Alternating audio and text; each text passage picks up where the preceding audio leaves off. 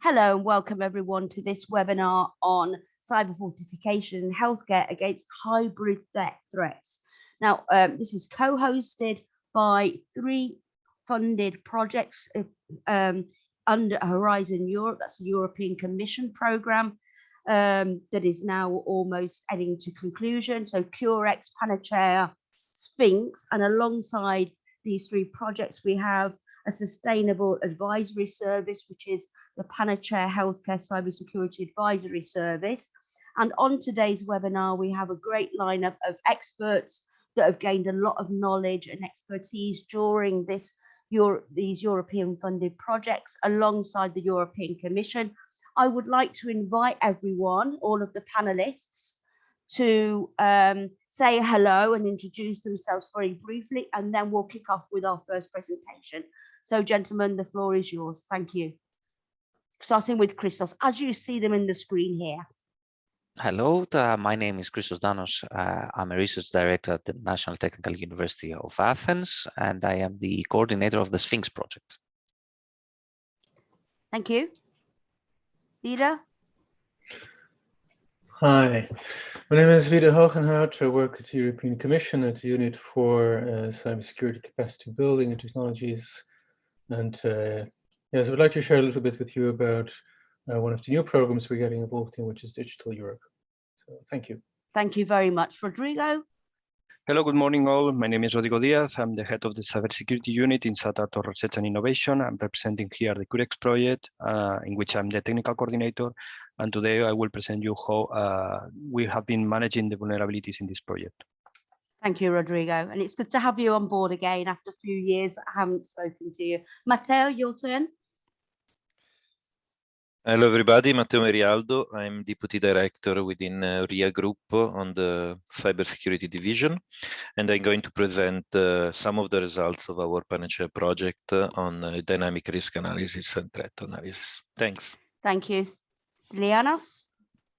Hello, my name is Stylianos Karagiannis. I'm a senior researcher at PDMFC. I represent the Sphinx project, and I'm a technical coordinator on this project. So I will present mostly about technical details of cybersecurity and similar stuff. Thank you. Thank you. And we have a guest panelist as well, Pasquale Mari, if you'd like to say a few words very quickly, Pasquale, and thank you for being here. Yes, my name is Pasquale Mari.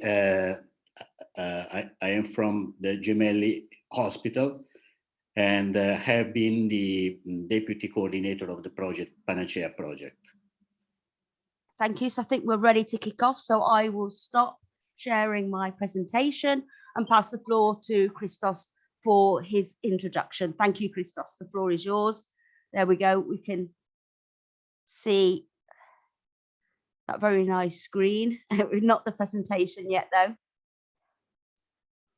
No worries, I have to unmute as well. Sorry, yeah, don't worry.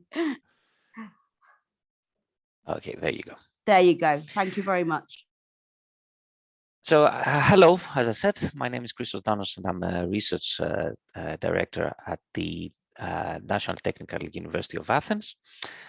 I'm the coordinator of the Sphinx project, and in this introductory session, I am going to briefly discuss what hybrid warfare was and what it is now in the context of current events, as well as how it affects certain notions common in cybersecurity. This in turn will set the ground and explain the reasoning behind the approach we followed in the presentations that will come next. So hybrid warfare is a term that dates to the 1990s. It indicates a mode of warfare that can be simply classified as neither purely conventional nor purely irregular. It can mean the employment of conventional weapons together with irregular tactics, terrorism, criminal activities in the same battle space, regular and irregular forces under a unified direction, the use of various military and non-military means to menace an enemy, a combination of less aggressive violent and non-violent means, or even non-violent subversive activities to achieve a political goal. In his seminal 2007 monograph, Conflict in the 21st Century, The Rise of Hybrid Wars, which introduced the modern definition of the term, Frank Hoffman stated that hybrid wars incorporate a range of different modes of warfare, including conventional capabilities, sorry about that, irregular tactics and formations, terrorist acts, including indiscriminate violence and coercion, and criminal disorder. At the time, it was assumed that hybrid warfare would be mostly employed by non-state actors, whereas today, as correctly predicted by Hoffman, we fully expect it to be part of any armed conflict, like Russia's infamous Little Green Men, China's maritime militias, and Iran's Quds Force. Hybrid warfare gradually departed from the battlefield-centric concept to mean only non-violent, subversive tactics, such as economic coercion, disinformation campaigns, election meddling, weaponization of migrants, and cyber attacks. This happened due to a shift of focus from lethal to more or less non-lethal aggressive activities, as reported in media and discussed in academia. Today, though, alongside the current invasion of Ukraine by Russia, these models that saw hybrid warfare as solely non-lethal coercion were torn down. In what concerns cybersecurity within this doctrine of hybrid warfare, we have seen multiple actors taking part, from organized hacker groups to volunteers behind anonymity pseudonyms, and also named states. As Victor Zora, Deputy Chairman of the State Service of Special Communications of Ukraine, stated in early March on the BBC, these two wars we are fighting are part of this hybrid war. This is happening for the first time in history, and I believe that cyber war can only be ended with the end of conventional war.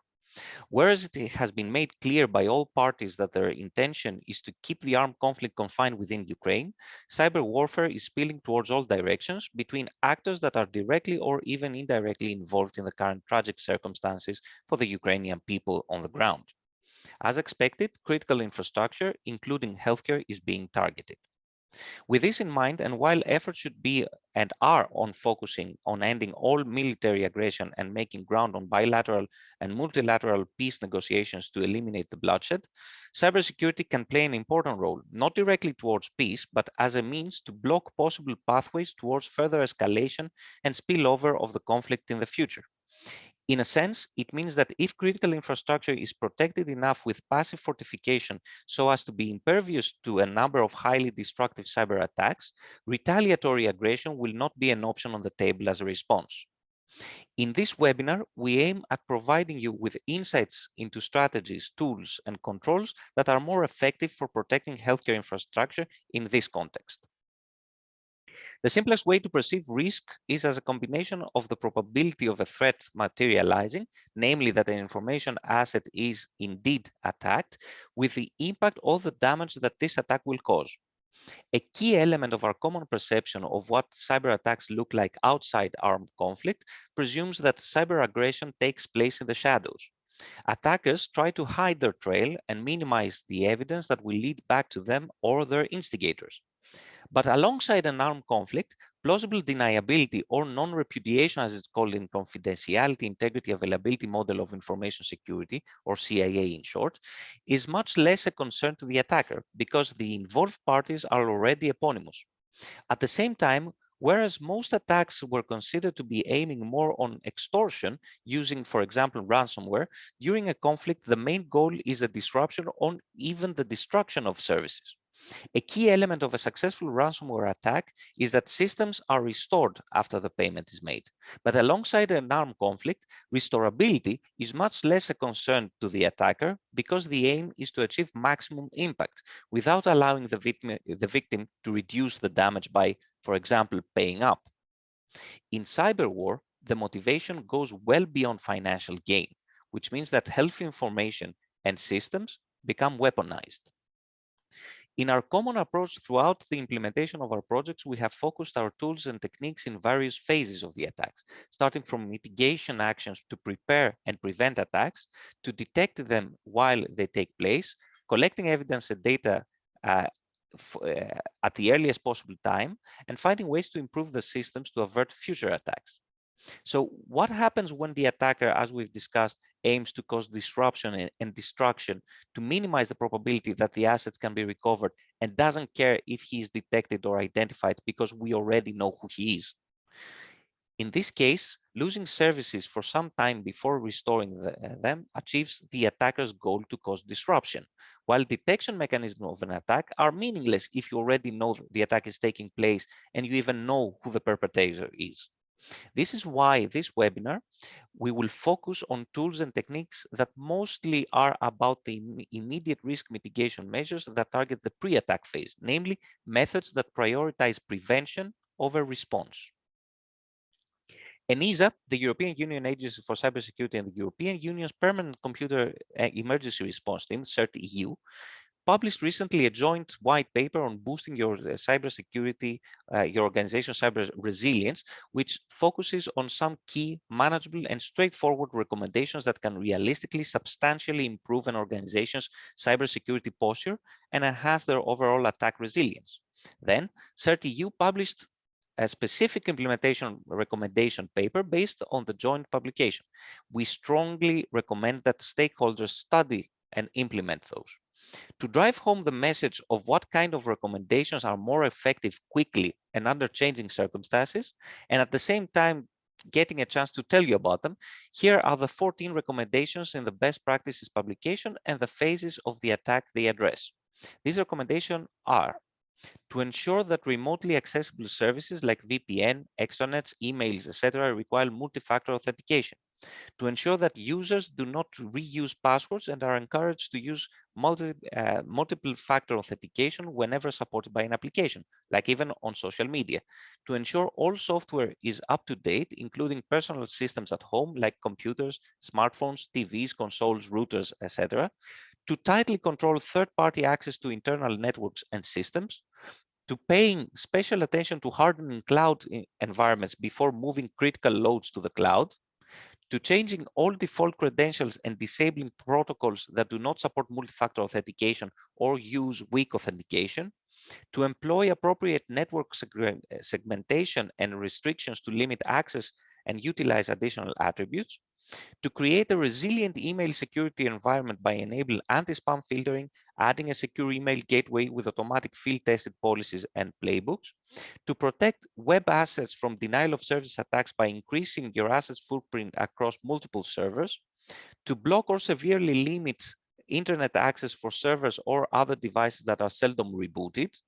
To organize regular cyber awareness events to train your users on common phishing techniques and the effects of phishing attacks, to conduct regular training to ensure that IT and systems administrators have a solid understanding of the organization's security policy and associated procedures, to make sure there are procedures to reach out and swiftly communicate with computer security incident response teams, and to implement a 3-2-1 approach to data backup, meaning 3 frequent complete copies of data, 2 locally stored on different types of media, and 1 copy offsite. So to recap, these 14 easy to follow, impactful recommendations include 12 about the pre-attack stage, of which 2 about training, 1 on responding, and 1 on recovery. This doesn't mean that detection, response, or recovery are not important. It means that if you need to implement something to get you started, it better be about preparing an organization's infrastructure to endure an attack you know it's coming, before you address what you need to do if it succeeds. The presentations that follow will focus on how you can get started, obtain funding, and also what tools and techniques are quick but not dirty improvements to prevention and healthcare organizations' resilience in this ever-changing global theater of hybrid warfare by implementing appropriate systems and supporting their continuous operation with human and material resources. Thank you for your attention. Thank you very much, Christos. That was really insightful. Every day's a school day, as we say. So thank you. Very interesting. So we'll now pass on to our next presenter, which is Vida Hugenhort from the European Commission, DG Connect, who will be giving us some insights into the Digital Europe programme for new funding on the topic. Okay, thank you. The floor is yours. You can start sharing your screen. We can see it coming now. Thank you. Thank you very much, Vida. Good morning. Good morning. Hi. Yeah, so I wanted to talk a little bit about what we are doing. Of course, There's all sorts of great projects from the past, let's say from past calls. But I also want to talk a little bit about new things that we're launching. I'm from the unit of cybersecurity technologies and capacity building in the European Commission. And one of the things that we are working on is the Digital Europe program. And in fact, this is a new program which just started. And in fact, the first calls are now already open, so you can already start submitting proposals. It's a new program. It's different from, for example, Horizon Europe, more focused on deployment. And there's a number of what they call specific objectives in the program. High performance computing, artificial intelligence, and some others. But what's, of course, interests us most today is cybersecurity and trust. And each of these objectives are implemented by somebody. And in the case of the cybersecurity, that should be the European Cybersecurity Industrial Technology and Research Competence Center. This is a new competence center that we are creating. It will be located in Bucharest. It follows a regulation that was adopted last year, in June last year, that establishes this competence center. However, it's not yet operational. We're still building it up, so to speak. That's why we from the European Commission are sort of handling this on their behalf until they're operational. We'll be dealing with this. What's in the cybersecurity and trust part of this program? First of all, it's based, of course, on something more general, which is the cybersecurity strategy, which was published in December 2020. And that in particular gives 3 pillars. It talks about resilience. Sorry to interrupt. Yes. I'm afraid that we can only see the first slide. So maybe I'm not sure if you, I cannot see the presenting mode. Sorry. Yeah. Sorry. Okay. Better? Thanks. Yeah, can you also Okay, put it in sure. presentation mode, please, so we can see it big? You see at the bottom there? Yeah, that's the one. Thanks very much. Yes. Sorry for the interrupting, but yeah.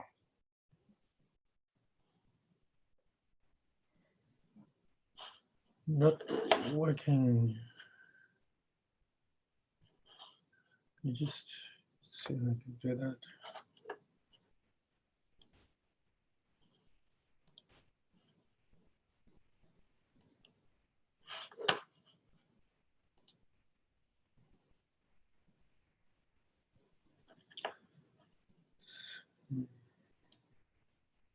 So maybe this is better? That is perfect. Thank you Yes. very much. Yes, thank you. Okay, so sorry about that. So these were the different topics of the different specific objectives that we have in the Digital Europe program, and you can see the competence center and what we're taking it over. So when it comes to the cybersecurity strategy, it has 3 pillars, namely resilience, technical sovereignty, and leadership. Building operational capacity to prevent and to deter and to respond. And also cooperation on the international, global cyberspace, so to speak. And in particular, when it comes to the resilience, the technological leadership, and also building operational capacity, we have various actions in the Digital Europe program. What are the more specific objectives in cybersecurity and trust? We want to build up more advanced cyber equipment, tools, data infrastructures, strengthening the cyber knowledge capacity and the skills that we have in Europe, sharing best practices, deploying state-of-the-art solutions in various sectors, in vertical sectors, and all sorts of, for example, in public administrations and so forth. Then there's a number of regulations, a number of legislative instruments such as the NS directive. So we want to support the capabilities of member states and the private sector to comply with those directives, the legislation. Generally to improve Europe's resilience against cyber attacks. And also the program looks at synergies between the civilian and defense part where cybersecurity plays a role. Now, one specific topic that is in the Digital Europe program is the cybersecurity in the health sector. This is a topic where we've allocated 10 million. And the objective is to support cybersecurity resilience in the healthcare domain. And of course, that has been put on a lot of stress in the recent years, especially with the pandemic crisis that we've had. With a view of limiting the damage of incidents relating to cybersecurity, which have affected hospitals and healthcare service providers. We'd like to improve the cybersecurity capabilities of healthcare institutions across the EU, including cybersecurity services and product skills and training and awareness raising and so forth. Where possible, we would also very much welcome cross-border solutions. And what it aims to do is to support the adoption of market-ready cybersecurity solutions, including solutions developed in a framework of EU-supported research and innovation projects. As I mentioned, we have the Horizon Europe program, which really supports more research and development. This is more about deployment, but of course, we would be very keen to see synergies between that, where those things that were developed in research projects under Horizon Europe are now taken further and being put in practice here. And of course, we would also very much like to see contributions to data sharing with a view to let's say, have collective security. Then the deadline is the 17th of May. As I mentioned, the budget is 10 million euros. It's up to 3 million euros per project. The funding rate is 50%, and as this is a call specifically aimed at SMEs, we pay 75% funding rate for SMEs.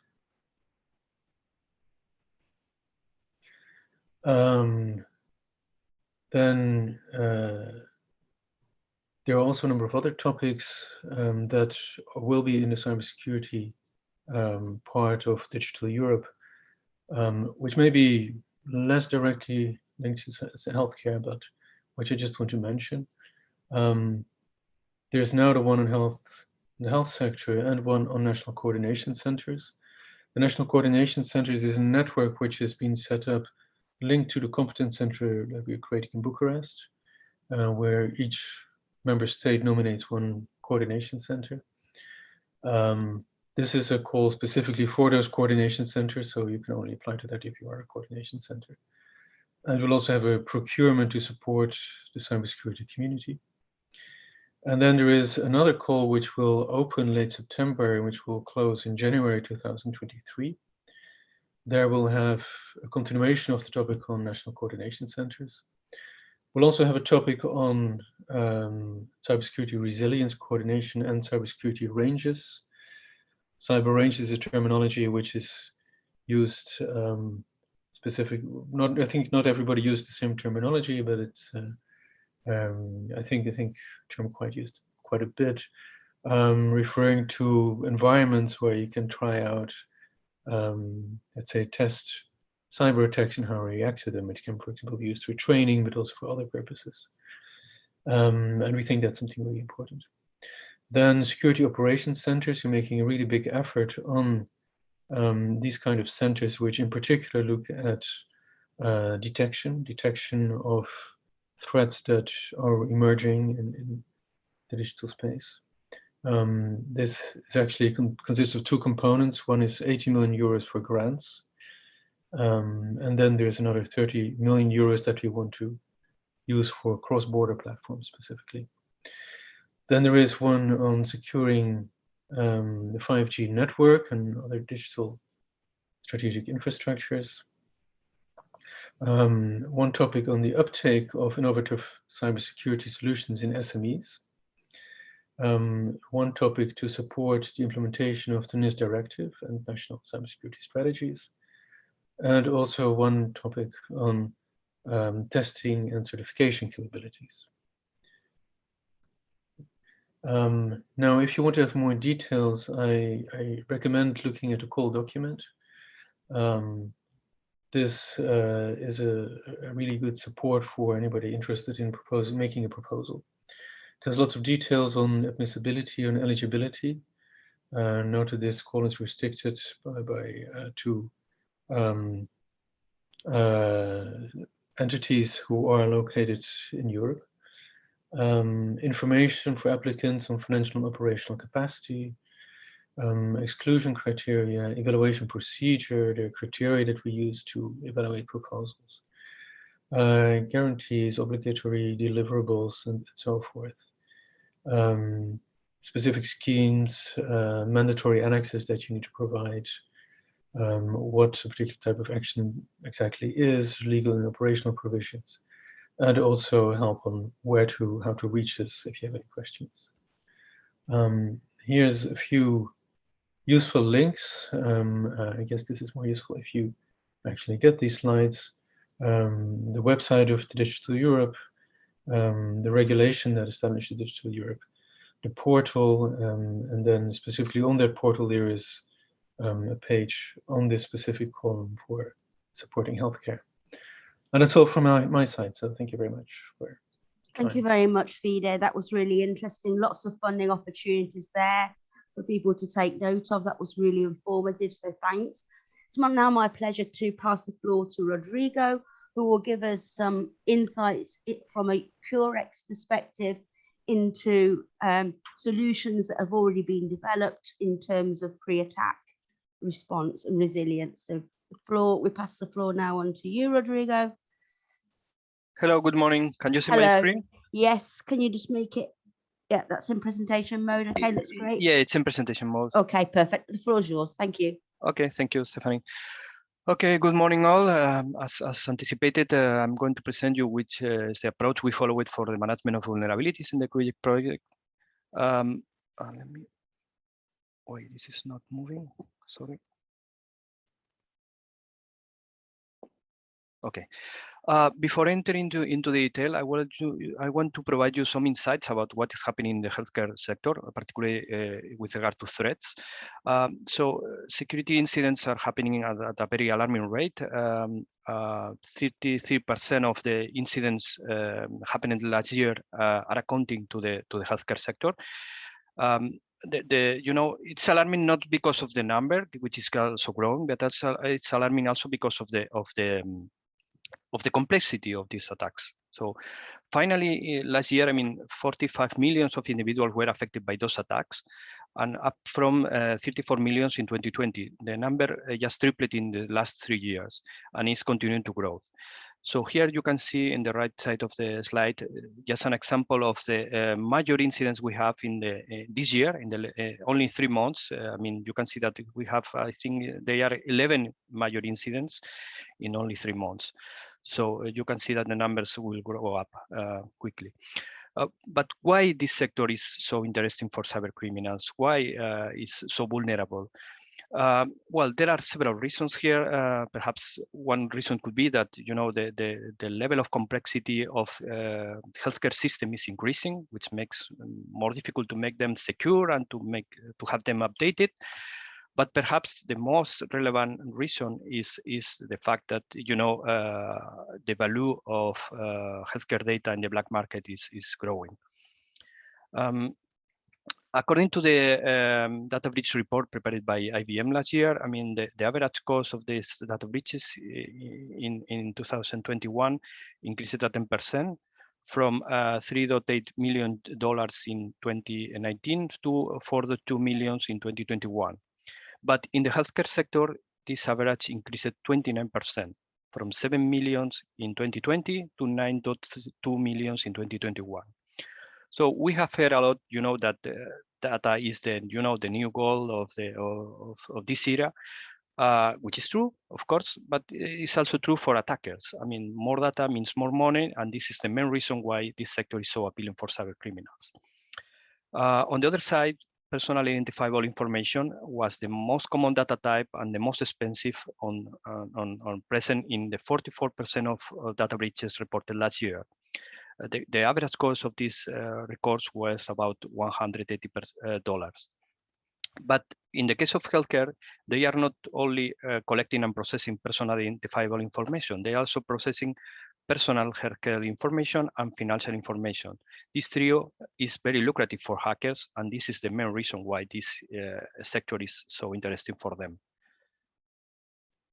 Regarding the root cause of these attacks, I mean, ransom is by far the major one, accounting 54%, followed by phishing with a 21%.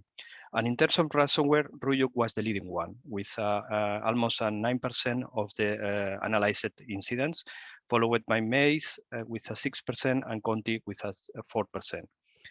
But the pattern or the attack pattern that they are following is quite similar. For instance, in the case of Ryuk and Conti, they start with a phishing email and follow it by the exploit of existing vulnerabilities on the systems. In the case of Ryuk, it was the zero logon vulnerability in order to elevate privileges. And on the case of Conti, it was trying to exploit remote desktop protocol vulnerabilities. So we can say, that malware was the major threat in 2021 and beyond, and is the major disruptor since COVID-19.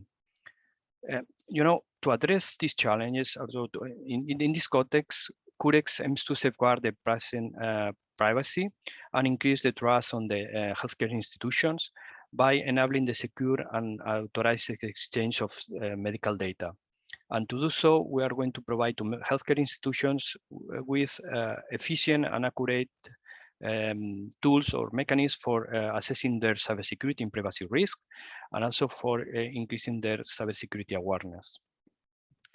With regard to the vulnerability management, in the project, we have been following a holistic approach, including 3 layers of protection. The first one is done by the asset discovery tool, what we call the ADT, which is in charge of discovering the devices, creating the inventory, and to perform an initial assessment of the services that are running on them. Then we have the core component of this vulnerability management, which is the vulnerability discovery manager. This component is in charge of identifying the vulnerabilities, enrich the data, and provide sharing capabilities. And last but not least, we have the knowledge extraction analytics component, the KIA, which is in charge of discovering unknown vulnerabilities or attack patterns. Now you see here, the architecture of the VDM, the core component, highlighted with red dashed boxes. You have on the left side the ADT and the KIA that I already introduced to you. And on the right side, you have the CVT, which is the global dashboard we have for the Curex platform, the TIEC, which is the threat intelligence engine, which is the component that's in charge of detecting the threats, the incidents. And below we have the CAT and the PAT, which are the cybersecurity and privacy assessment tools. So we will see now how the data flows between those components, and everything starts with the ADT. The ADT is the one providing the inventory, the one providing the list of assets to be scanned. Okay, so every time a new device is detected, every time a change on this on those devices is detected, the ADT rises or triggers the VDM for starting a new scan. And here you have an example of the information that the ADT provides to the VDM. So it's not only a list of IP addresses, also information about the ports, information about the MAC addresses, information about the operating system that are running on these devices. With this information, the VDM tries to identify the vulnerabilities, scanning the systems, tries to classify them and performs an initial assessment, and tries to suggest some remediation measures. And last but not least, it provides some functionalities for threat intelligence sharing. Let's start with the discovery, which is done by the scanner. The scanner in this project we have been using OpenBus, but we can this can be easily replaced by other scanner, or we can add additional scanners. When we have the report collected from the scanner, what we try to do is to enrich this information, connecting or obtaining information from external data sources such as the CVE, the CWE, or the CAPEC, and combine all this information and pass it to the next step, which is the assessment. Traditional vulnerability assessment relies on, on the CVE and the CVSS, which is good, but they don't take into account the particularities of each sector. And in some cases, we detect a vulnerability, but we don't have a CVE assigned to it. To address this, what we do is to try to calculate our own vulnerability assessment score based on several properties. You have here the list, which are categorized in 3 groups: the root cause, the impact, and the remediation. So basically, we try to score each property from 1 to 5, and with this, we calculate the global score. We try, the next step would be the remediation phase, how we can suggest to the operator mitigation actions. Of course, we rely on the CVWE and also on the attack patterns, information about the attack patterns associated to it. But in some cases, we don't have this information because the vulnerability, the information of the vulnerability is not complete. So to address this, what we try to do is to extract from the test, the description of the vulnerability, some keywords. And based on that, we try to find related vulnerabilities in which we have the CVWE and in which we can recommend similar remediation actions to those vulnerabilities. The next step here will be, to enable this collaboration. So in order to combat the cybercrime, is so important, to do it in a collaborative way. To do so, what we do is to upload all this information we have been collecting to a threat intelligence platform. We have been using MISP in the context of Curex, and you see here all the events collected with all the vulnerabilities. And for each event, you have a MISP vulnerability object, which includes all the properties. So the healthcare institution can decide if they want to keep this information internally or if they want to share it with other institutions. And now I would like to show you how this information is processed by other components of the Curex architecture. So the first one would be the KIA, the knowledge extraction analytics. So this component tries to map, tries to establish a map between, the attacks and the related CVEs, civil WEs, and CAPEX. So basically, the mapping is between the Suricata rules and the matched CVE. And this component also assists on the creation of new rules for Suricata for detecting these unknown vulnerabilities. Here you have an example in which an SQL injection is matched with a Suricata rule. And thanks to the mapping, we can first map with the CVE and finally with the CAPEC 21, which is the exploitation of trusted credentials. In parallel, this information also goes to the TIE, to the threat intelligence engine. This component is in charge of detecting threats. So basically, it collects information, normal traffic or events that are happening on the network. And with this, it tries to detect or raise alarms. This information is also enriched with the information coming from the vulnerabilities. And this information is used to increase the level of severity of the alarms when they are affecting to vulnerable systems. Additionally, we can also filter the alarms that are affecting vulnerable systems in the dashboard that we have in the TIE.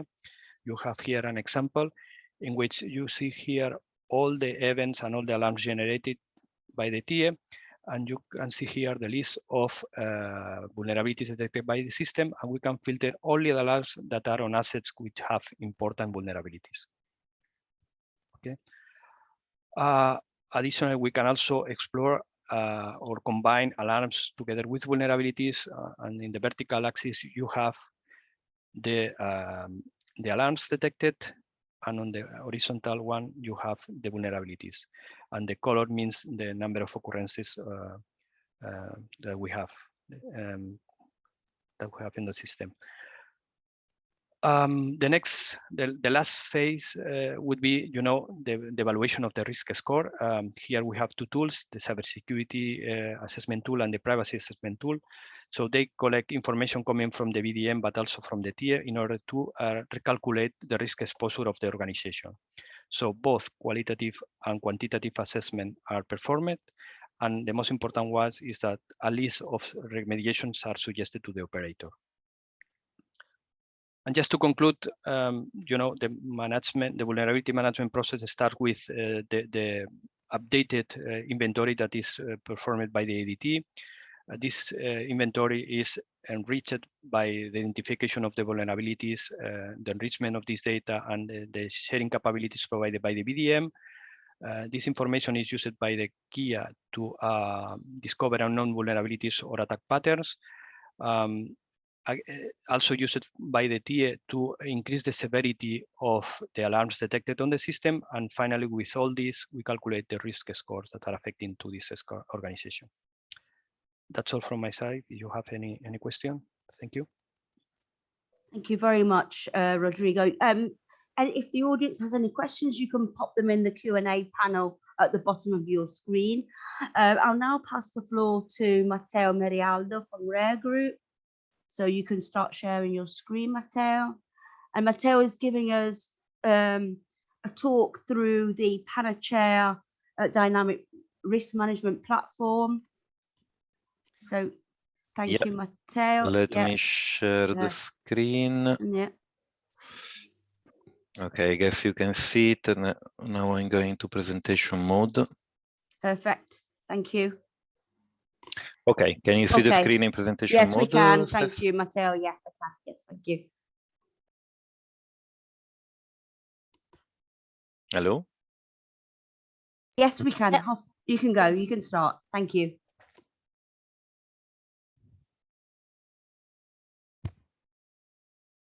Hello? Hello? Stephanie, Yeah, we can me? hear you. We can hear you. Can you hear me? It's working fine. Yeah, you can start. Okay. Okay. You can also see.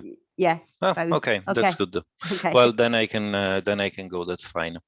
So hello everybody, Matteo Merialdo. I'm deputy director, as I was saying before, in RIA Group. My company is mainly involved in space and cybersecurity for space, but we also do quite some research and activities in the healthcare domain and other critical sectors. Within Panacea, I was configured as the technical lead, the technical project manager for the project.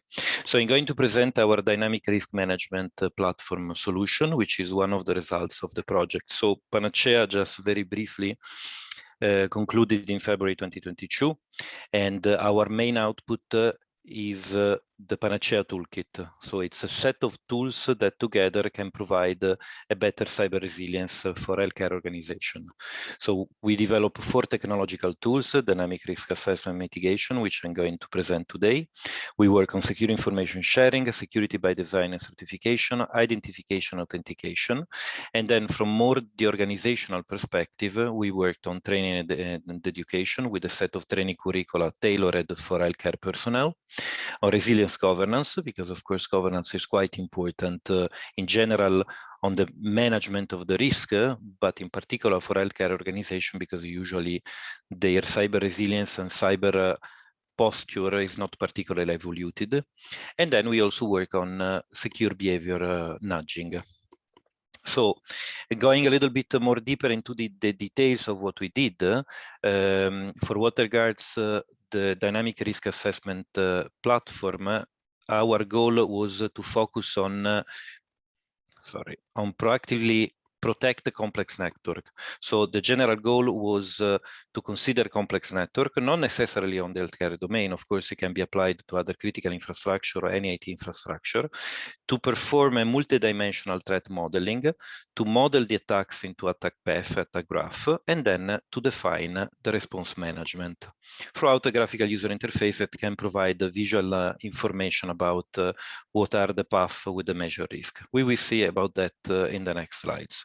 Then, as I was saying, we also work on a set of other things, and I can highlight, for example, quite a lot of interesting work that we did on security by design for medical devices, combining the certification aspect, so the certification and the compliance aspect, and the security risk analysis as a tool, as a mean to perform security by design during the life cycle of system engineering, the system engineering life cycle for a medical device or a medical software or a medical system. Of course, that can be applied also to other system engineering domains. We work a lot, as I was saying, another interesting highlight is secure information sharing. So we develop a platform to securely share across multi-tenant federation, cross-border, share medical information, so medical records, which is one of the problems that we had to tackle within the project, but is also quite important in the healthcare domain. And then also the other activities, which I'm not going to focus particularly, but of course we are more than welcome to accept questions and any other type of insight. So for what regards the dynamic risk management platform, the general aim is to develop a platform, a tool that could proactively protect a complex network. And the aim was also to bring the technical readiness level to this platform to quite a mature level. Of course, it's not a product, but it's getting very close to a product. So we really invested quite a lot of resources. And also from my company, I have to say, we put quite a substantial in-kind contribution in the development because we have a direct interest in the platform itself. And we decided to set up quite a classical architecture. So we have a data collection system, which basically collects data from the network, but also from other layers that I will explain a little bit later. From the monitored environment, if you want, but with monitored environment, we don't only mean the network side, the assets, but also the human layer and the business layer. I will come to that later. Then, of course, we have a link and we download the information from public vulnerability repositories, so CVEs, CAPEX, etc. We collect all this data, and then we perform what we call a threat analysis via attack path and attack graph throughout the module. We analyze the risk, and the risk is analyzed in combination with the business impact information collected again by the data collection, and then we present the visualization layer in order to present in the best way possible the resulting information. So starting from the data collection, as I was mentioning, an innovative part of the activity that we perform is to not only consider the network layer, which is a classical approach for risk analysis, vulnerability assessment, dynamic risk analysis, but to also consider a multidimensional type of data collection. So we consider the access layer in order to understand what's the level of access to the different devices of the network from the users. We consider the business layer. The business layer, of course, gives the business impact. So what is really important for the organization from an asset perspective. And then we consider the human layer. The human layer meaning really the people which are using the network in analysis or the system in analysis in combination with their level of access that we monitor throughout the access layer. So we consider the network topology, the vulnerability surface, of course, from a network perspective, but also we consider possible threats which are linked to bad behaviors of the users or to misconfigured accesses to the system itself. All of that in combination with the business layer, which gives us what is really important for the system and what is less important. And then in the prioritization of the mitigation measures, we can really play with that in order to understand what is really more important to be fixed and what can wait. That's very relevant, especially for critical infrastructure, of course. Now you can see some links between the different layers and how we connected the different layers between each other. As I was saying, we were aiming to quite an ITRL, so the application is quite mature. We will see where we arrived also with the validation of the tool itself. But basically, we wanted something that could be able to be easily integrated with COTS because we didn't want to reinvent the wheel. Vulnerability assessment tools are all around, and of course, there is research that can be done, but we wanted to be able to connect to different tools. So, for example, the tool is already, the DRMP is already compatible with the Nessus and OpenVAS, which are quite widely used. But we can easily develop new connectors in order to import the vulnerability information from other sources. Then, with our internal data model, we normalize all this information and we provide a visualization at multiple layers. So for example, in the pictures that you can see here, you can see how we allow the user to reconstruct the human layer in order to put all the main humans that basically are involved in the system and to connect them with their accesses. And then in the other picture, you can see the representation of the network as is coming from the scans network scans, etc. Something that we really worked on is the engineering part, because we wanted a tool able to work also on complex networks. So it's decently easy when you have a flat network to collect data and then to reconstruct the network within a tool in order to perform risk analysis. But it's not so easy when you have a very distributed and large network, maybe composed by multiple subnetworks, segmented, etc.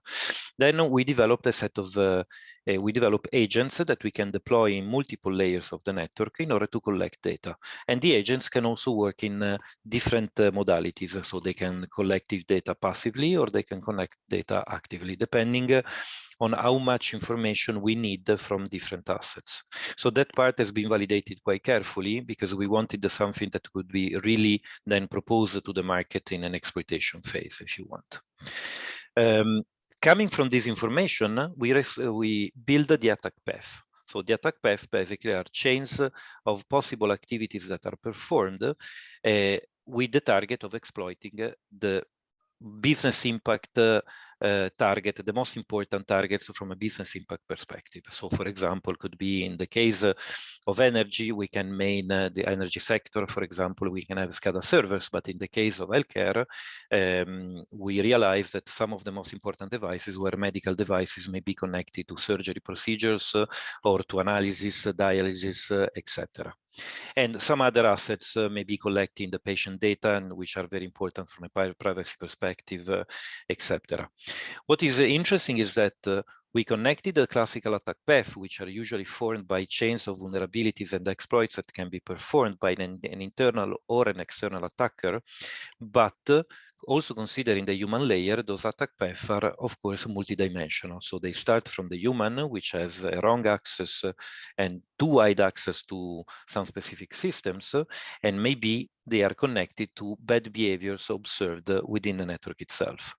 Of course, the tool is configurable, so the human layer and the access layer can be excluded in case we don't have enough information from the network itself. In fact, in the validation, we perform a validation considering the whole set of data, so starting from the human arriving to vulnerabilities, but also only considering the business and the network perspective. So in this way, we could really be easily tailored to a new client or to a new infrastructure, if you want.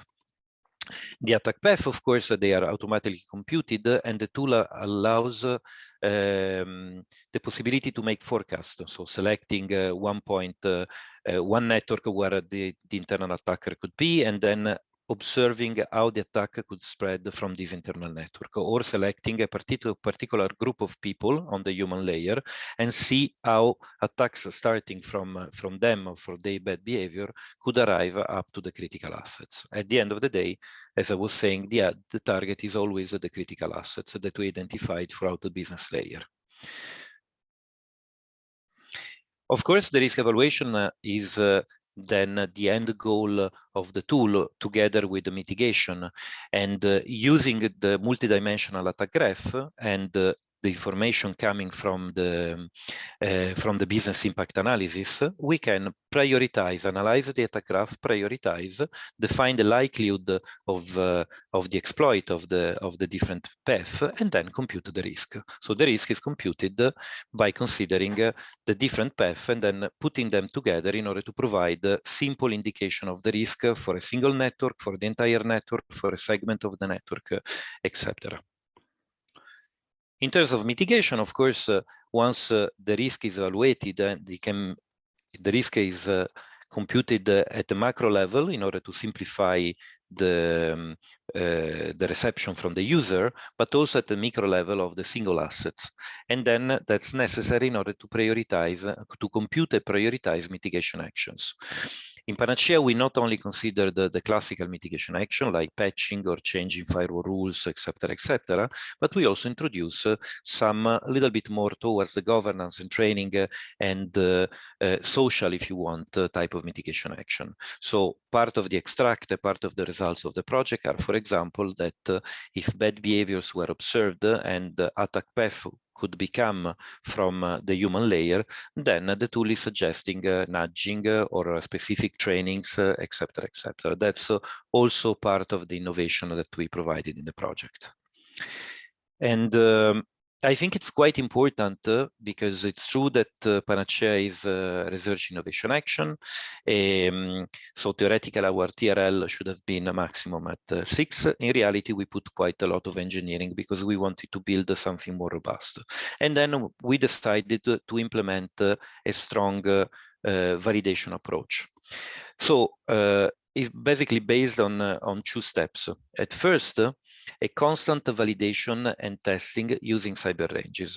Wade was mentioning cyber ranges before in his presentation, and I just briefly make a diversion. What is a cyber range for us? Basically, it's a multi-purpose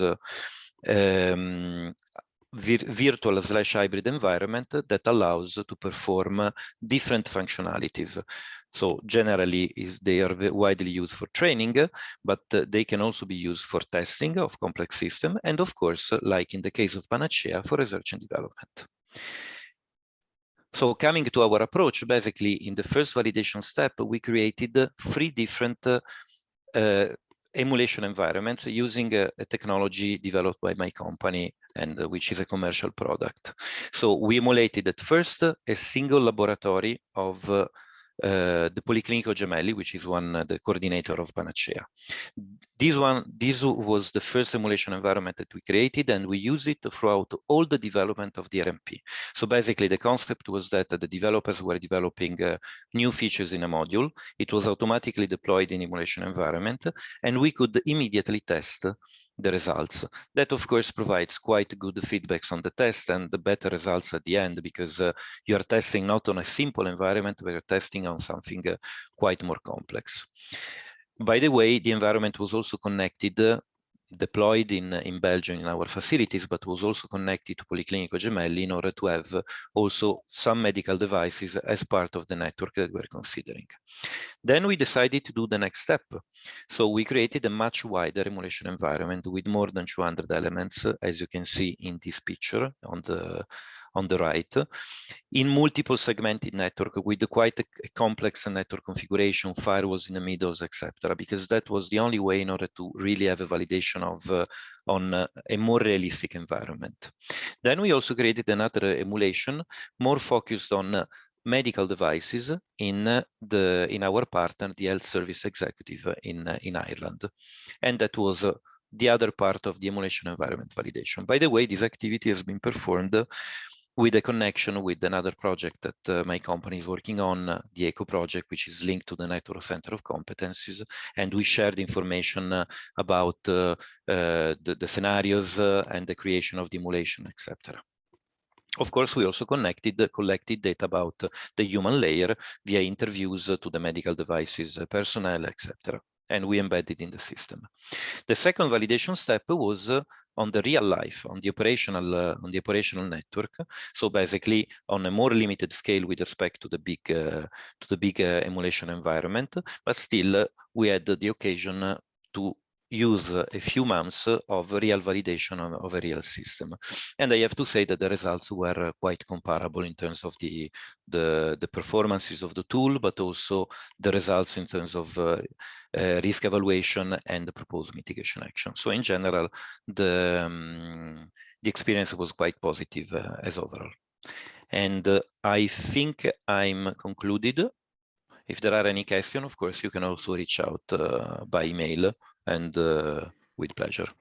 Yeah, thank Thanks. you very much, Matteo. That was really interesting as well, looking at the dynamic risk management in Panacea. I will now pass the floor to Stylianos, who can start sharing his screen. Just a reminder to the audience that after this presentation, we will be having an interactive discussion with some interesting questions there as well. And thanks again for your insights through the registration polling. The floor is yours, Stylianos. You can start sharing. Thank you very much. So this is the Sphinx perspective on the pre-attack solutions already developed. And just a reminder to the audience, all of these solutions that you're hearing about today have all been developed. Most of them are quite mature, so ready for uptake by the healthcare or by the healthcare sector. And we hope that they will take the opportunity to understand the critical importance of cybersecurity in the specific sectors we learnt before, we have, you know, it's the most consistently attacked sector. Okay, thank you very much.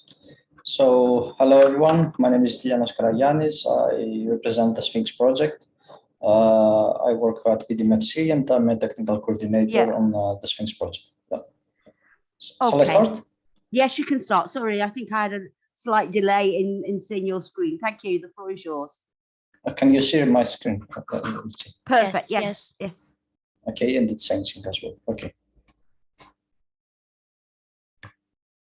Okay, so let me start the Sphinx project. Our case, of course, was to enable security controls in order to prepare the healthcare organizations on the pre-attack phases and the mitigation actions that they can detect, can take.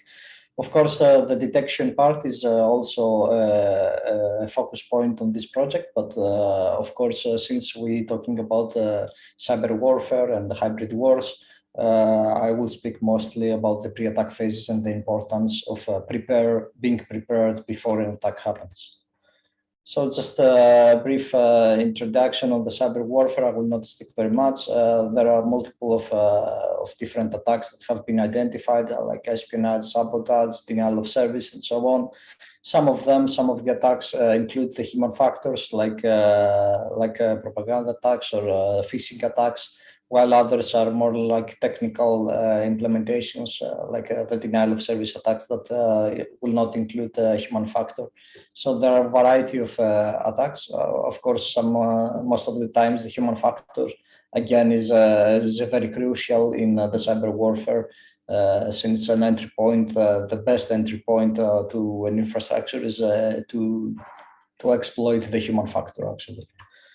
So a lot of attacks happening every day and every second. Actually, this is a threat map from online repository that explains and presents most attacks that are happening, like denial of service attacks between countries and servers.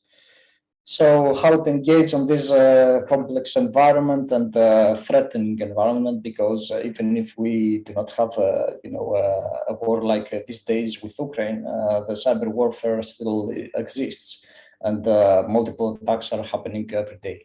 So how do you engage on these specific aspects on preparing before hybrid wars and cyber attacks and so on? So the best action points from my side is to use testbeds to have exercises for the human personnel. So it's important to engage in cyber ranges, deploy cyber ranges, and try to include the IT personnel in exercises that are very realistic. It's important to test the existing environment and assets of the hospitals. So in a sandbox mode, the healthcare organizations in Sphinx, for example, they replicated some of their critical parts, DNS servers, email servers, and so on, in order to discover vulnerabilities and test what are their security enhancements. So they tried to test their actual firewalls and other security controls that they already have in realistic attacks that we executed during the Sphinx project.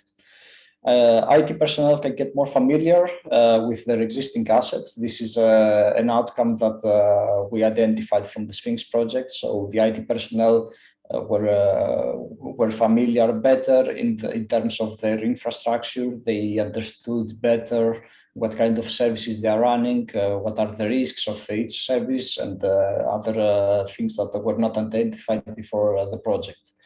So this extends any protocols of the hospitals that they should take in order to take backup plans and to ensure the business continuation. And lastly, the setup of the environment for continuous security checks was to enable adversary emulations and enable the security controls were required. So, for example, on the hospitals, they did not have an intrusion detection system. They had only a firewall. So it was important for their side to test the intrusion detection systems. This extends to the human factors for being precautious. So the importance of the project is that the human personnel, actually, it was the first time that they engaged in such actions like security, cybersecurity controls, and so on. So it's important for them because they will try to engage other people in order to be precautious, identify the risks of not sufficient password manager. So their overall attitude changed a lot, and they will start executing security policies and exercises inside the organization more often. The execution of realistic attacks is something that it's very important. Some people are, are matching the realistic attacks only to the penetration testing. Of course, penetration testing is one of the attacks that you can execute, but it's important to have a red teaming emulation or constant security checks and mimic the attacks on the cyber warfare before the attacks happen. So you execute the attacks, you enable the security controls, you engage people, and this will result on having a better perspective when the cyber warfare starts or begins. In terms of the Sphinx project, this is the architecture, the common integration platform. So we involved a lot of different components from data traffic monitoring, anomaly detection, honeypots, vulnerability assessments, CM, security event management systems, and so on, in order to combine together and provide a dashboard for the Sphinx users, for the end user, for the pilots, to understand and have a glimpse of whatever happens inside their network easily. Going to the tools themselves, the VAS was about the vulnerability assessment. In the first place, they started with implementing an open VAS implementation. However, Nmap, for example, was identified as a better perspective. So they used Nmap in order to have a security certification and vulnerability assessment as a service. Data traffic monitoring was about the threat detection and anomalies inside the network by using signatures. Anomaly detection uses ML to detect the anomalies and the network anomalies. RCRA was about the real-time risk assessment in order to identify which assets are increasing in terms of the risk. The CM for security information and event management and log aggregation. Honeypots, forensics data collection engine, which is about to store forensics data. Homomorphic encryption in order to securely to enable privacy in specific datasets from the patients. DSS system, which is a decision supports engine that responds to the DTM and identify specific actions that have to be taken from the pilots. ABS, which is the attack and behavior simulators. I think they implemented about 30 different type of attacks. KB, which is a cybersecurity knowledge base, and it's a main repository that handles CVs and other details. And the BBTR, it's like a blockchain-based threat registry. It's just to share information across the healthcare organizations. If something suspicious happens to the specific healthcare organization, to share intelligence with other organizations. So most of some of the tools are focused on the pre-attack phase, and some of them on the detection part. However, we use some of these tools in order, to train and to get exercises to the personnel in order to be able to understand how their network works. So the DTM was an important tool, either if it was for detection part, we use it as a pre-attack tool in order for the end users to understand if they have any other vulnerabilities, if their network is behaving good, and if they miss something, if they have a large security gap in the infrastructure. The same goes with the other components. For example, the CM is now be used in order to track services and security events from some of their hosts, and they are prepared more than they did in the past in order to execute specific protocols to mitigate cyber attacks. Going on, this is a result on the cyber range. So this is not a representation of the pilots because maybe it's confidential. We deployed 3 different pilots. One was in Heza in Portugal, one is DP5 in Greece, and then one in Polaris in Romania. So this is a generic approach that it's important for a cyber range to include. So most of the times we have an attack VM, we execute a lot of attacks on the systems. We have virtualization technologies that host domain controllers, file servers, database servers, and so on. And then goes the security controls that include the CM, the honeypot, and other components that have been deployed. So with this generic format, it's a generic topology. Every organization, either if it's the healthcare or other critical infrastructure, can deploy in order to execute attacks, and they can actually deploy their own assets. So, for example, as a domain controller, they can put their own hardware, their own VM, they can replicate the environment and have some test interactions with the cyber attacks to be executed. Of course, the selection of the cyber attacks is something that it requires a lot of research, and specific attacks that have been formally executed in the cyber warfare must be took into consideration. Sometimes it's not very easy to do this job, but it is very important for organizations to actually prepare and have simulated attacks before the actual attack happens. So in that perspective, we also executed capture the flag challenge for the end users to be engaged. So we had all these security controls and specific attacks to be happening in order to engage them in a realistic environment and realistic attacks. So we just used the Facebook CTF in order to present the challenges. And then their environment included different attacks like the configure execution, which is a word that propagates across the network. And this resulted on capturing different alerts from the data traffic monitoring, like Trojan, potential Trojan infections, and so on specific IP addresses. Going to the decision system, they identified what they can do in order to mitigate the configure if this happens. Then again, screenshots from the data traffic monitoring, presenting that ET NetBIOS signature, this is a specific vulnerability that the configure includes that have been identified inside the network. And this can be captured also on the vulnerability assessment, and by accessing all the assets inside the network to identify if specific vulnerabilities are inside. So the end user can actually conduct an assessment on their systems, or they can have it as a cron job every day or every week to have a vulnerability assessment, and this will report the CVSS vulnerabilities as I explained here. We identified some very important things like a Windows server that included a lot of vulnerabilities, high-risk vulnerabilities according to the CVSS score. So in that way, the healthcare organization can update the server in order to mitigate potential attacks that will happen in the future. So this is an important task that has to be done on the organizations to capture what kind of vulnerabilities they have, and also it is very important to execute realistic attacks, because this replicates the behavior of the red teaming, of the malicious users. So it's important to execute as a simulation environment in order to be prepared.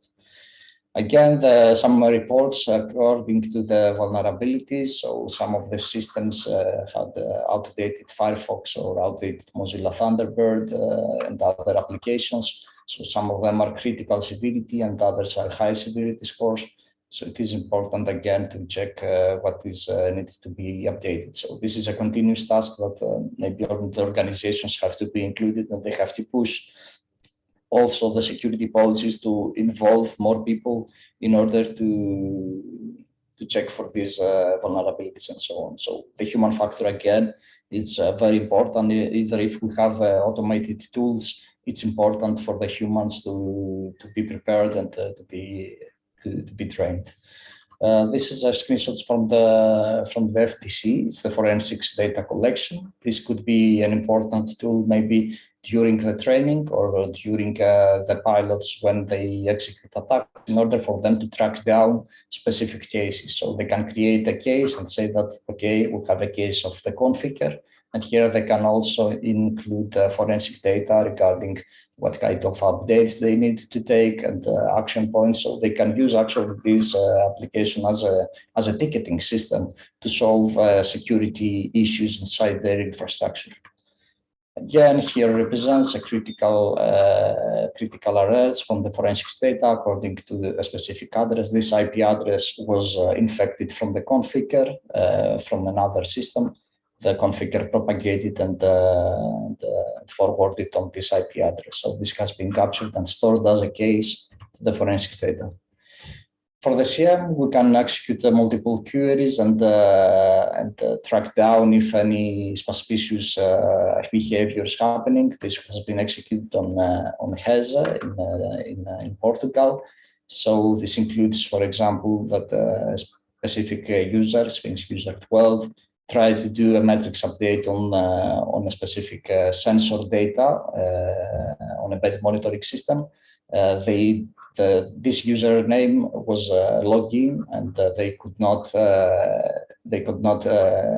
certify the metrics update. So they push information without having digital signatures, and this has been captured as an issue that this metrics update process has not been verified from the system either. So this explains that either if this user try to have a fuzzing attack and include more inputs that are not verified, the system will capture and say that, okay, these inputs are not verified and this is the alert. So this is a potential attack to the system.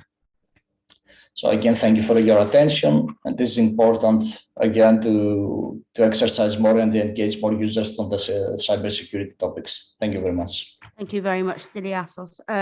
Okay, so we'd like to invite yourself back and the other panelists along with Pasquale Mari, so that we can now start the interactive discussion.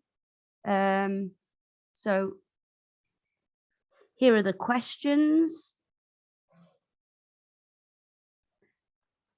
Okay, so we'd like to start with you, Christos. So having heard the talks today, how do we better ensure protection of critical infrastructures like healthcare?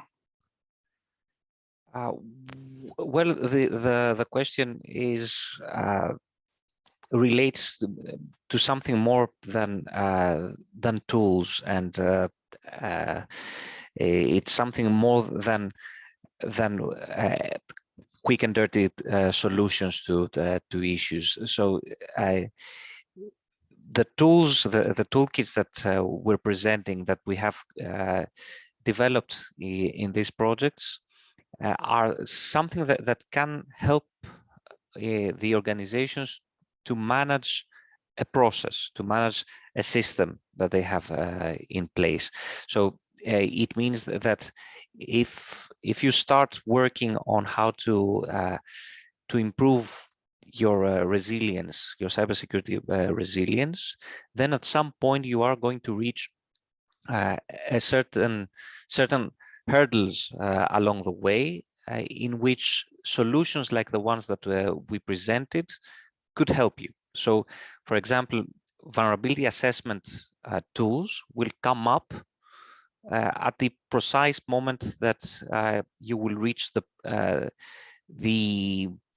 hurdle of doing risk analysis in your system. So you do an asset repository, so you find out exactly what systems you have, and then you reach the point where you have to do a risk analysis. And if you need to do a risk analysis on that, then you either go by hand and try to find versions of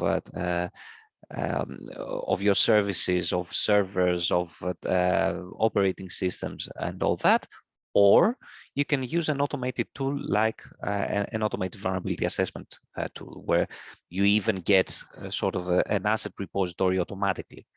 So as a response to the problem that somebody who tries to actually apply real cybersecurity standards in their organizations, we create tools that speed up the process. It doesn't go the other way around, though. You cannot just take those tools, apply them in an organization, and then say that you are secure. And as we've discussed in this webinar, the key area to start is prevention, because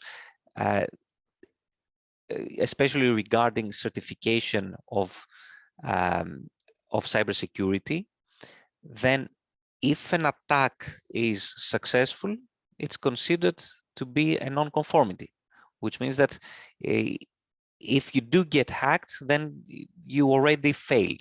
The system already failed.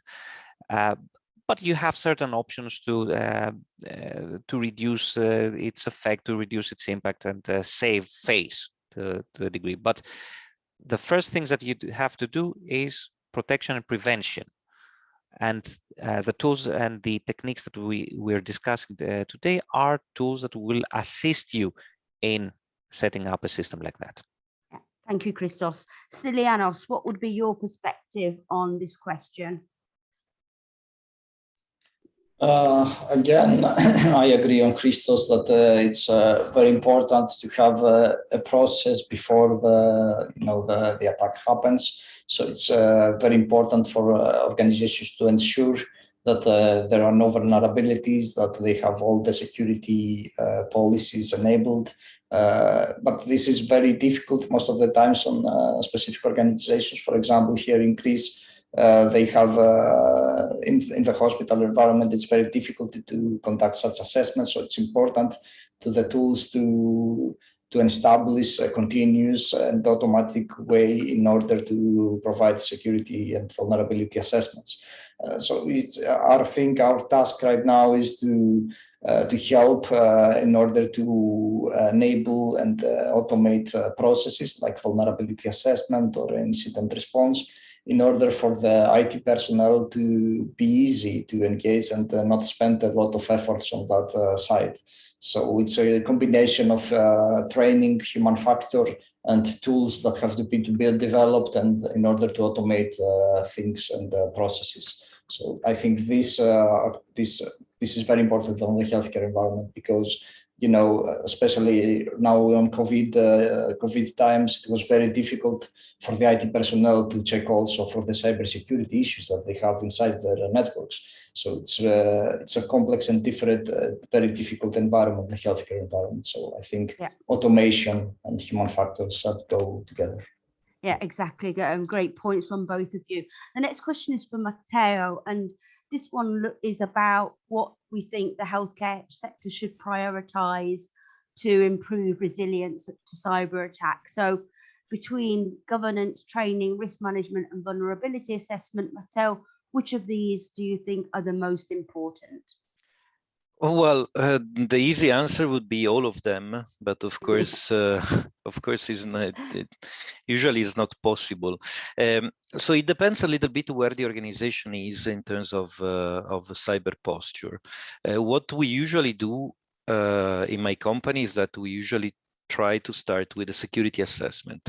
So assuming that the organization is not particularly cyber aware, then the initial thing that you should do is a security assessment, which may be even a high-level security assessment, just setting up a little bit the scene, trying to understand where they are in terms of cybersecurity protection, security controls, etc.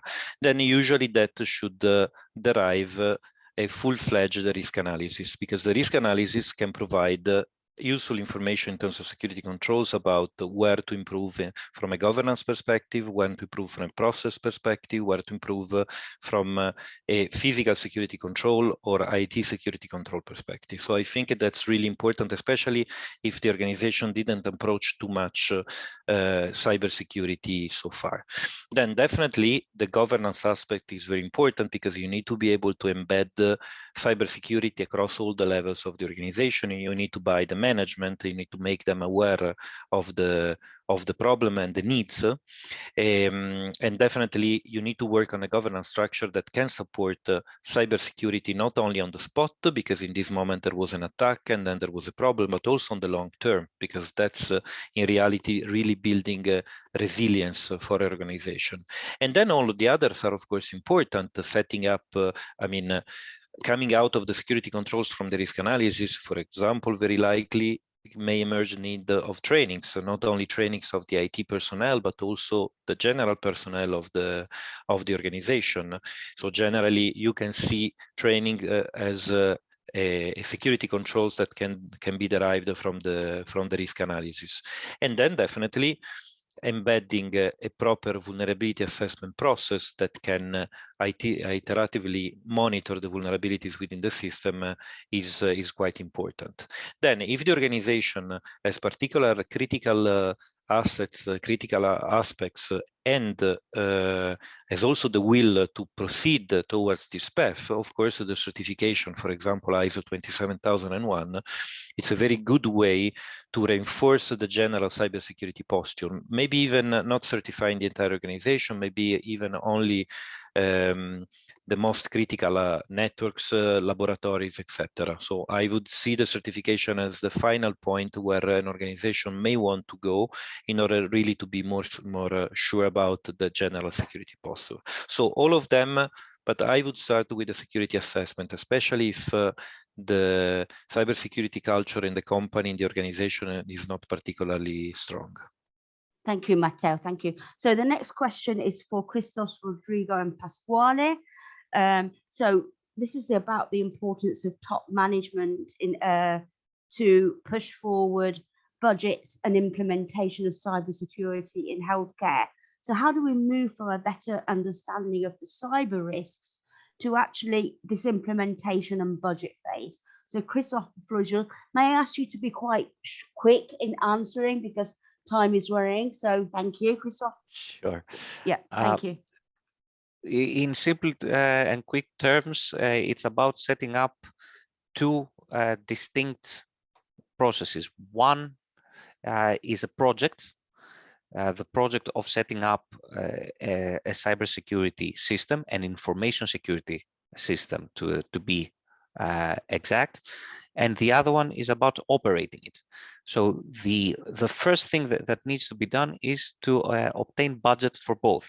So you need to get management commitment. You need to get management to agree on the importance of having such a system in place. And once you do that, then you budget it in the normal way that projects are budgeted. So you have you calculate the complexity of the project, and then you set it up. The end result, the end deliverable of the project is a system, and that system needs resources to be operated. And that's the quick answer to this. Thank you, Christos. Rodrigo. Continuing with Christos' comments, of course, the opportunities mentioned in the Digital Europe program can help on acquiring this technology. But I think that the most important part is missing, which is how to operate this technology, as Christos was mentioning. So we need also means for training the personnel of the IT organizations, the healthcare organizations, in order to manage this and to acquire more expertise on that. Pasquale.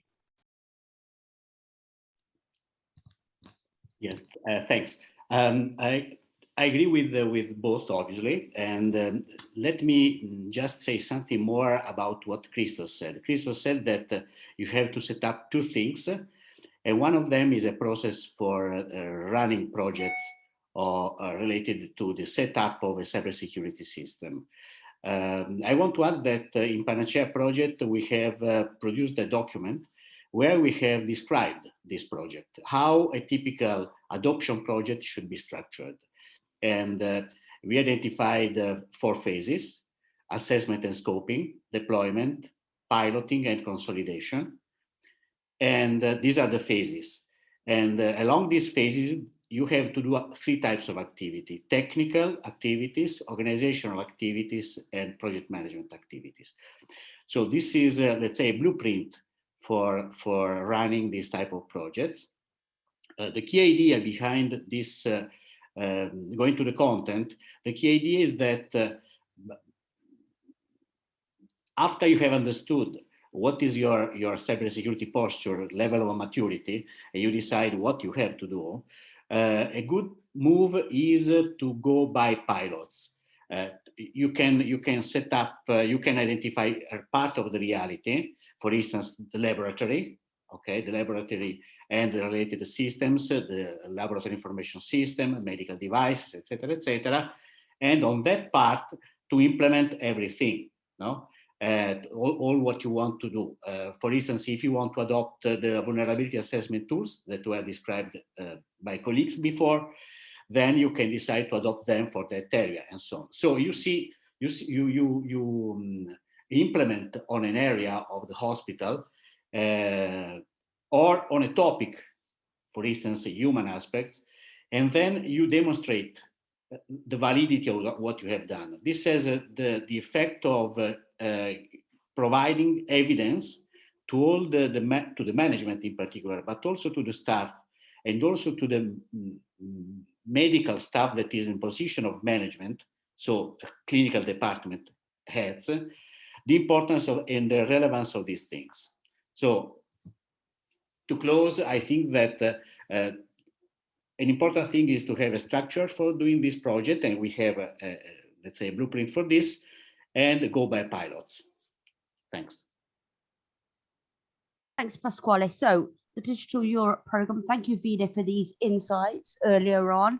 And looking at what is coming from this new funding, what lessons can we draw from the projects under Horizon 2020, like the 3 we've heard from this morning, but we know there are others. So would you like to take this question? Thank you.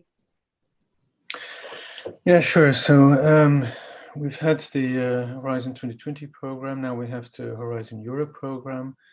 Of course, there are a number of things that we've been calling for in Horizon 2020. This is evolving, but we continue to call for research projects in Horizon Europe. At the same time, this is kind of part of a larger, let's say, ecosystem. There's the research projects from Horizon 2020, Horizon Europe. We look at more deployment projects. In the past, we've done that with the Connecting Europe facility. Now it's more Digital Europe. And of course, that then connects to things like capacity building, but also, for example, supporting various types of legislation that are in place. Now, of course, we want to look at not just project by project, but also to look over that to see, what are we funding, what is coming out of that, and where is it going? Is it being adopted? Is it being used? There's a number of things we do in that area. There's been a project called Cyber Watching, which had a radar of all the projects that are being funded. We've created a cybersecurity atlas, which, let's say, gives an overview of all the expertise, all the actors that are in Europe in the area of cybersecurity. We sometimes do project to policy events where we look at what came out of projects to discuss how that could impact our various policy files, kind of things that we're looking at. And of course, this is also one of the reasons why we're creating this competence center in Bucharest, which has as a key role to integrate the various activities that are happening in the area of cybersecurity. These different programs, investments made by member states, investment made by industry, to really have a comprehensive, let's say, agenda on what we do in cybersecurity, and looking more at how these various things interact. In preparation of that, we've launched a number of pilot projects. These bring together many people from the cybersecurity community working on community building, but also on various aspects that are key elements, which will also be very important once Bucharest gets going, which are happening in this area. This is how we're looking very much at what these various projects are, what is coming out of these projects, and hoping that we can also create an ecosystem where research leads to take-up, to deployment, and so forth. In Digital Europe, we've got various ways in which we hope to see back many of the things that happened in Horizon 2020. Of course, there's this one that I mentioned, which is specifically on the healthcare, but also, for example, the cyber ranges, where we, of course, hope to see things coming back. Security operations centers. There's a number of projects which I know from Horizon 2020 which have worked on technology which I think would be very valuable there. We've got a specific topic on uptake, so there I hope that many of the things that have been developed can then be taken up, in particular by SMEs, and things like GD, support for the NIS directive. So yeah, I hope that answers the question. Yeah, it does very much. Thank you very much. So yeah, I think the one on uptake is particularly important and interesting. Yeah, so we're looking for, I'm sure lots of people are looking forward to taking part in the proposal stage. So to wrap up now, and then I'll say a few thank yous, which are very much due. I'd like to ask each of the panelists in the order of the agenda to give us a really short takeaway message that you'd like to share with the audience. Christos. The idea of setting up a security system in your organization is a process of setting up a project, budgeting it, creating a system, and then the end goal will be to certify it.